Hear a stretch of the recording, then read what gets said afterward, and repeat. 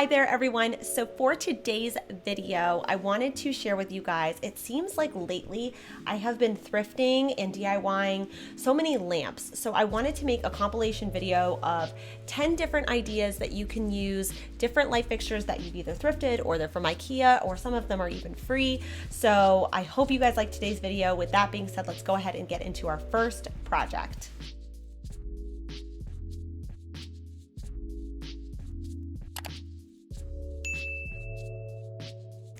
For the first DIY lamp transformation, I found this buffet style desk lamp at the Hartville thrift shop for just $7. And I know some of you might be thinking that $7 is a lot, but I actually found this exact lamp and it's over $100 if I were to buy it brand new online. However, this lamp did have quite a few scratches, and I didn't like that the electrical part on the front, the cool part about the lamp, was so evident. So I thought the easiest thing I should do is just to give it one coat of black spray paint. And this is by far the easiest thing you can do to any thrifted lamp, is to just simply change the color. I did, however, just want to keep one little section of gold, so I just taped that disc off so that way that color would stay gold and everything else would be a matte black. To spray paint the shade, I just put a canister in the middle, so then that way it would be really awkward to like tape the inside of it. So I felt like this was just the easiest way to get a nice clean finish because I didn't want the inside to be black, just the exterior. And when it comes to spray painting anything, not just lamps, it's so important to just do several very light coats. And I know it takes a lot longer for the project to be done, but over time, it really does give the cleanest finish with no drip marks, and everything is really well evenly coated. Overall, I probably did 4 very light coats of the flat black spray paint by Rust-Oleum, and then all that's really left is to remove any sections that I had taped off.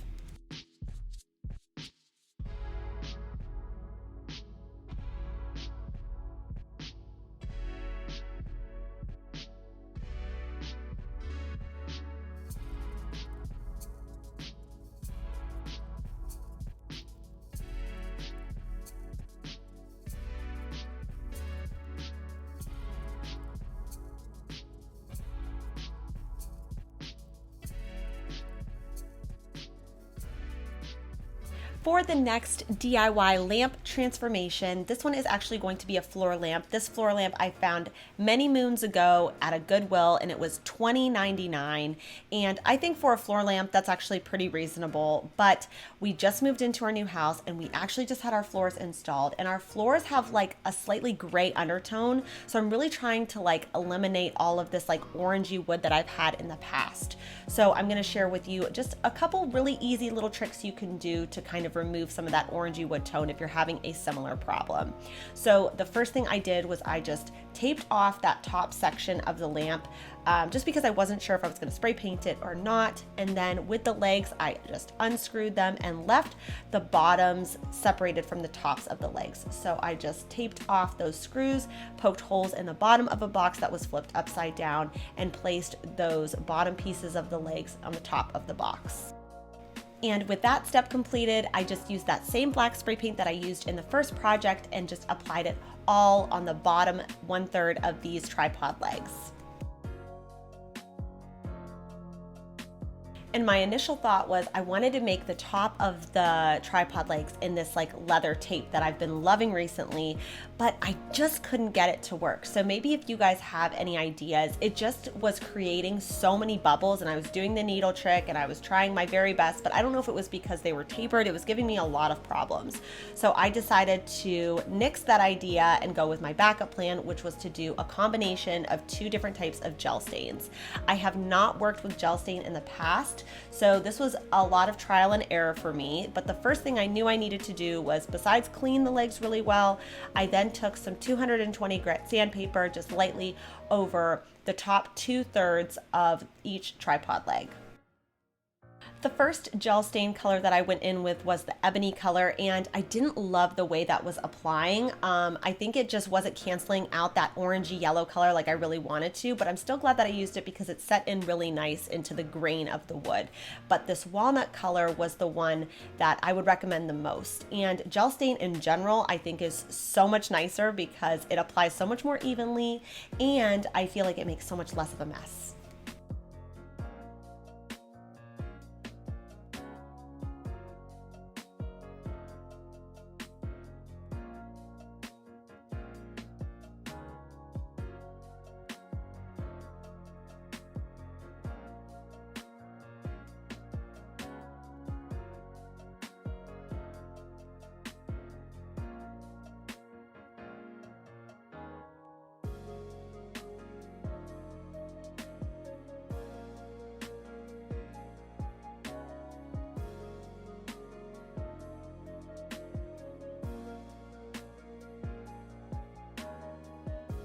For the next project is actually extremely random, but I wanted to share it because I loved these lights so much, and somehow when we moved, one of the two of these lights does not work anymore, but I love the shade so much. So I wanted to give you guys a couple different options on if the situation ever happens to you, or perhaps to kind of rethink what you could do with a shade like this one.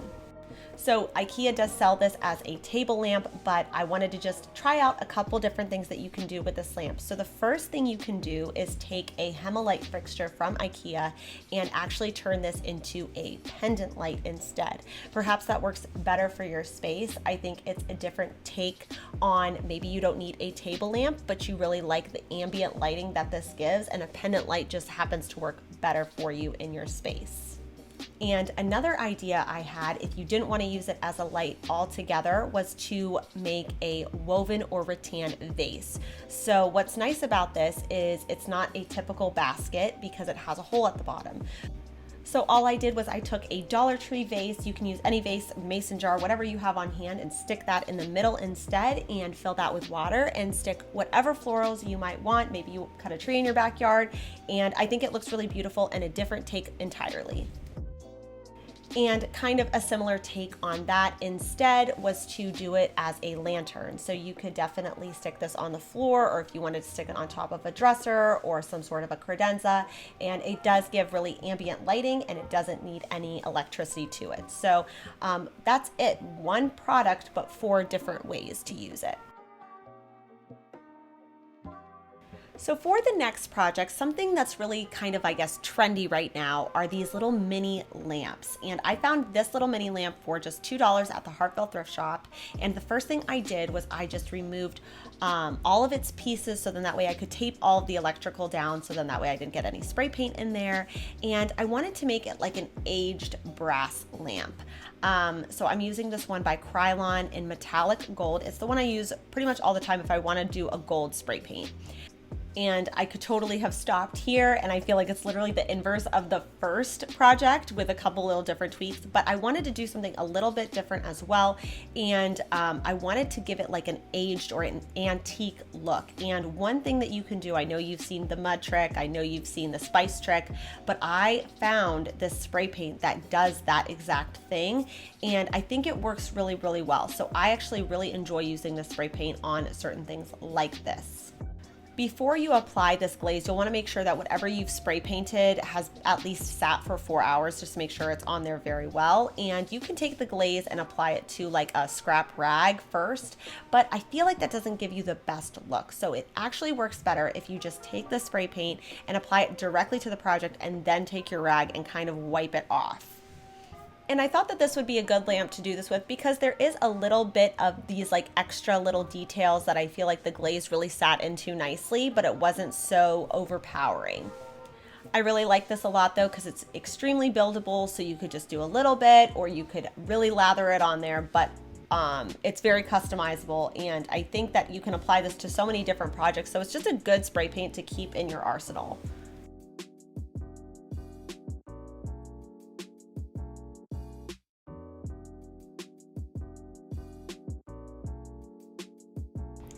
And after I got the amount of glaze on there that I wanted, I just sealed it with some matte clear spray paint by Rust-Oleum just to make sure that it was protected and it can stand the test of time.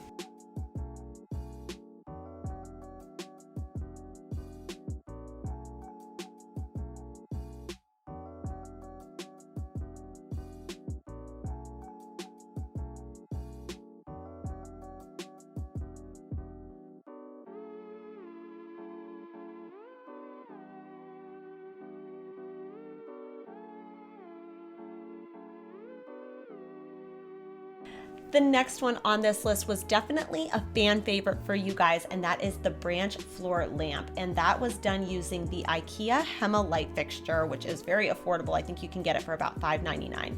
So the first thing I did was I found a very tall branch outside, which right now is the perfect time to do it because the leaves are already falling off. So you are in good shape to do this DIY project. So after I removed the bark, I just spray painted it with a rubbing alcohol solution, and then I let that dry for 72 hours in my garage. And As that was drying in the garage, I went to Home Depot and I picked up some cement by Quikrete. And the cement projects that you can do, this is a very good like beginner cement project, I think. So I didn't have any special like mixing tools. I literally used a piece of scrap wood, which you probably shouldn't do, but it worked fine for the project. I still have the lamp to this day. So I just stuck the branch in there once it was dry, and then I took some more scrap wood and I kind of just like screwed it around the branch just to make sure it was going to stand upright. And once that kind of just like solidified overnight, I want to say I left it about 24 hours, I just cut that plastic off. One mistake I have made with cement projects is not being able to get whatever I just put the cement in. So you want to make sure you're able to just kind of work with something that's going to give you the mold, but that's going to be easy to remove as well. So these little plastic buckets, I also picked up like a stack of 4 of these, I think at Depot, and I think it was about $4, so about $1 a piece.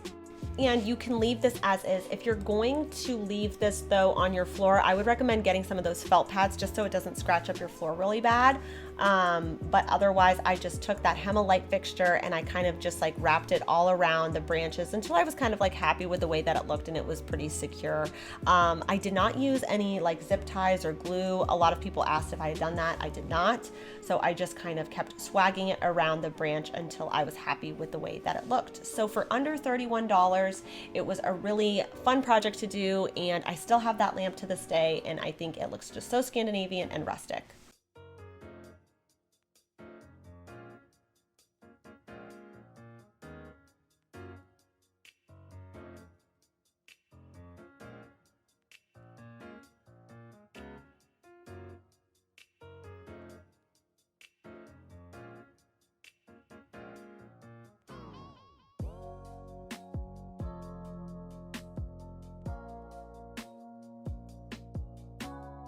I found this lamp for, it was originally $15.99, but make sure you check out your local Goodwills because on certain days, certain colors are 50% off. So this was actually only like $8. So not too bad for a big lamp like this one. And I loved the ridging on it, and I knew exactly what I wanted to do with it, which is like everyone's doing this hack right now to a thrifted lamp, I swear. But it does turn out so cool in the end, and it gives a really nice texture and effect. So the first thing that I'm doing is I'm just spray painting the whole base of it. I've taped up anything that I don't want to be spray painted, like the electrical and all that, and the wire at the bottom. So I'm just using some matte black spray paint by Rust-Oleum, and I just gave it like 2 pretty solid coats. And then you guys might have seen when I did this vase makeover and a decorate for free using nutmeg and cinnamon. So I'm doing a similar thing to this lamp that I did with that piece, but the thing with that piece that was so time consuming was there wasn't already any natural texture happening. So it was really hard to get that color from the cinnamon and the nutmeg to stay. So with this project, it was actually very easy because there was so much already happening on that vase that everything turned out so beautiful in the end. So for me personally, I've seen so many people who use mud or dirt, really dry dirt, instead of using spices. But for me, I would rather smell, I guess, spices than mud, but whatever works for you, make sure you just do that. But the mud technique, I think it works a little bit better in terms of just working a little bit faster. So with this, you have to do kind of like a couple coats, and then you want to apply some matte clear spray paint to make sure that every layer that you're applying is adhering to your surface.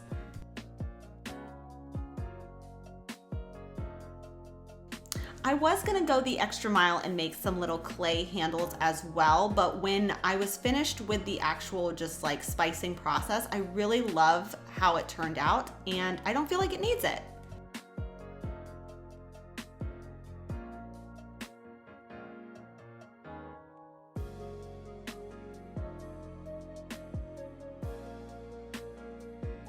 For our last IKEA hack for this video, I really wanted to make some interesting pendant lights, and I've seen this done so many different ways, but I've never seen it done this way, so I wanted to give it a try. And I am using these ordning holders from IKEA. They're mainly used for utensils or really whatever you want to put in them. They're great storage containers, and they're so affordable. They're only $2.99 I think for the small ones, and I think $5.99 for the bigger one.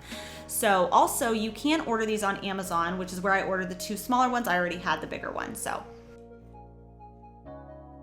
And also from the dollar store, I ended up picking up one of those wire basket hangers, only for $1, so super affordable there. And I'm just breaking off certain pieces from each chain. So I want one chain to be very short, one chain to be kind of in the middle, and then one chain to be very long, because I have 3 lights that I'm trying to create. And because my clip wasn't big enough, so I had to add one of the chain links directly onto the top, so then that way I had something to attach it onto. So the silver is fine, but I don't really have silver in my house, so I decided that I was going to use some gold spray paint. I'll make sure I link it in the description box below, and then I'm also going to spray the chain as well. So there's not really a great way to spray paint chains like this, so I just kind of laid it out as best as I could, and then I had to just keep flipping it around to make sure that I got all of the areas. And then I flipped all of those cans upside down to make sure that I got the inside really well as well. And I probably had to do 2 solid coats of everything to make sure everything was really well covered. And then I ended up doing a poly acrylic coat as well, because I wanted to make sure nothing scratched off. And after the spray paint had all dried, I just attached that chain to the canisters, and I wanted to kind of see how they were hanging. If I needed to readjust something, I would have, but it actually kind of worked out well. So I ended up doing a smaller one, the longest one, and then a smaller one as well at the bottom. So I felt like this looked the best. I think it would look even better if I had 5 canisters and really kind of like was able to hang down, but I was content with the 3. So now was the big thing. How do I make these lights, right? Because I can't feed a cord through every single one of these. So I opted for battery operated lights. I'll make sure I link the ones that I used. They're from Amazon. They were really affordable, and they actually worked really, really well and gave off the prettiest lights. So definitely recommend these ones. They take 3 AAA batteries. I have no idea how long they last because I just got them, but so far so good. And they come with a remote, which makes it even better because this is up very high. So I just hot glued all of the bases of these lights to the inside of the can. And then I just pop the lights in there, and I think they give off the coolest light, and it's actually amazing that there's no cord attached to it.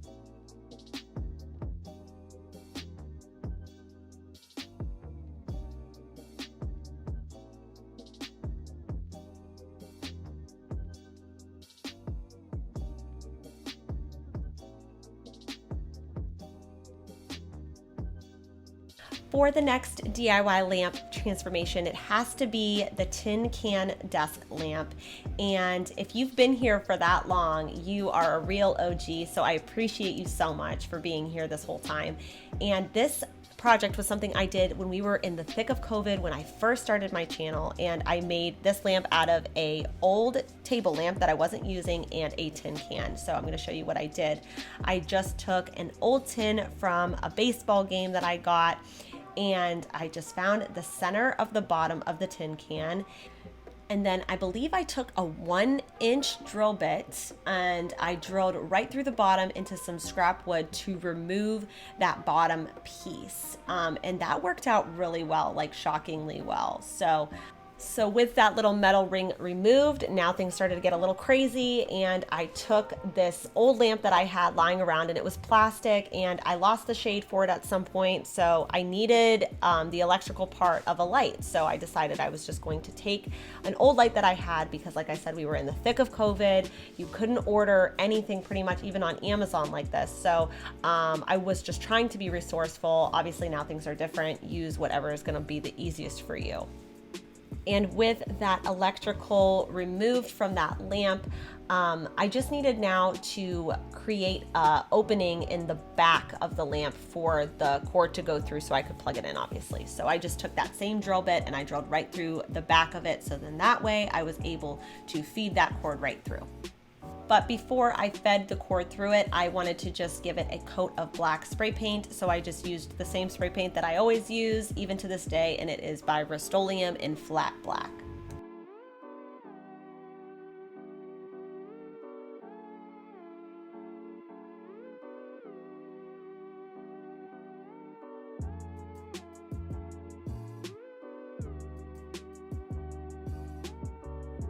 And the supplies that I needed from the Dollar Tree were this light here. It's just battery operated. And then I had these circular cork trivets. They were originally from Ikea, but I got them at the thrift store for just 50 cents a piece. And so the first thing I'm doing, I'm just measuring how long it is across this cork trivet.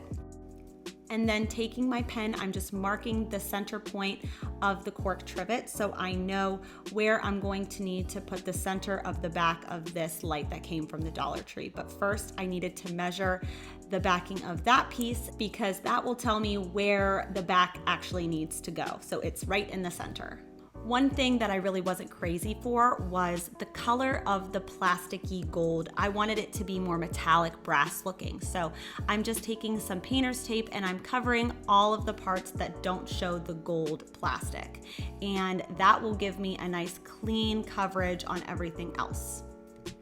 For the gold spray paint that I chose, I'm using this one by Krylon in metallic gold. It is my all-time favorite.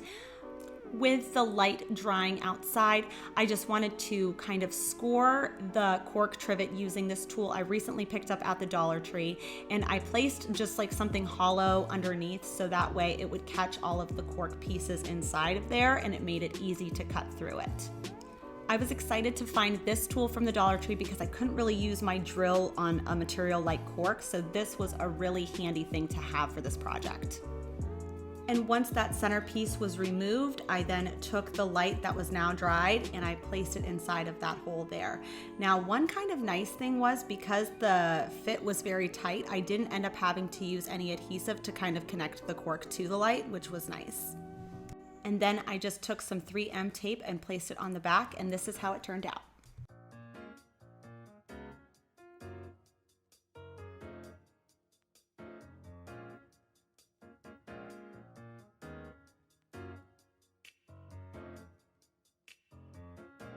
Another project that you guys really loved was the beaded basket pendant light, and I have such a love-hate relationship with this project because it took so much time.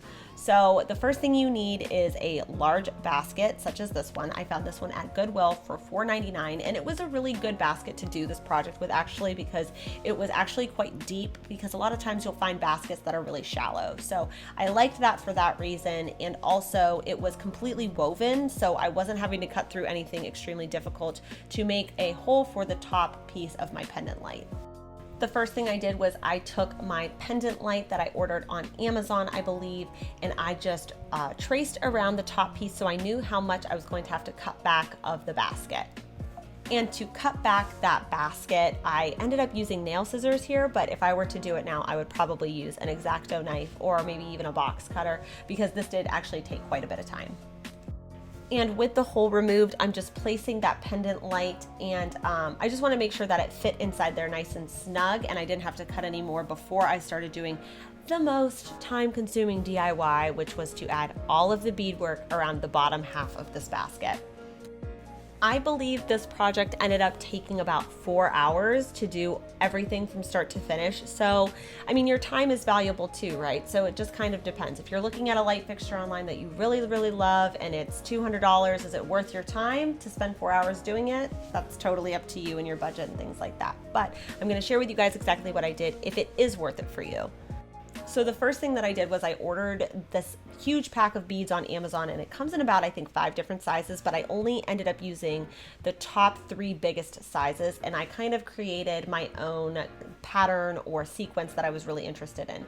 So I used the 14, the 16, and the 20, and then I kind of carried it back to be smaller. So then that way it kind of like flowed nicely. And once I finished one sequence, I then put something heavy on the other side, so I'm just using like a bookend on one side there, and then I am going to hot glue the 2 ends to make sure that the beads stuck in the middle like I wanted them to. So then that way they weren't kind of like moving about. I wanted it to be a really fixed pattern.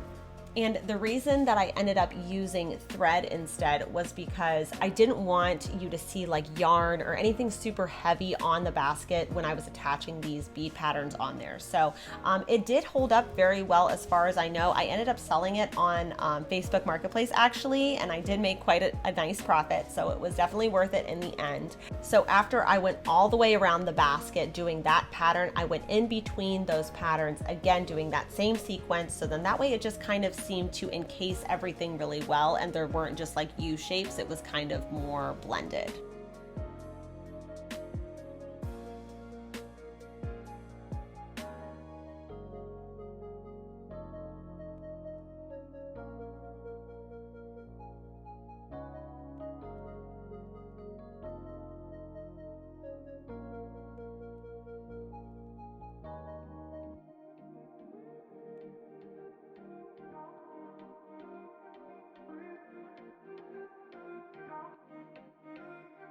And that is all that I have for you guys today. Thank you so much for watching. If you liked today's video, don't forget to give it a thumbs up and hit the subscribe button because I post home decor and DIY content on this channel as much as I possibly can.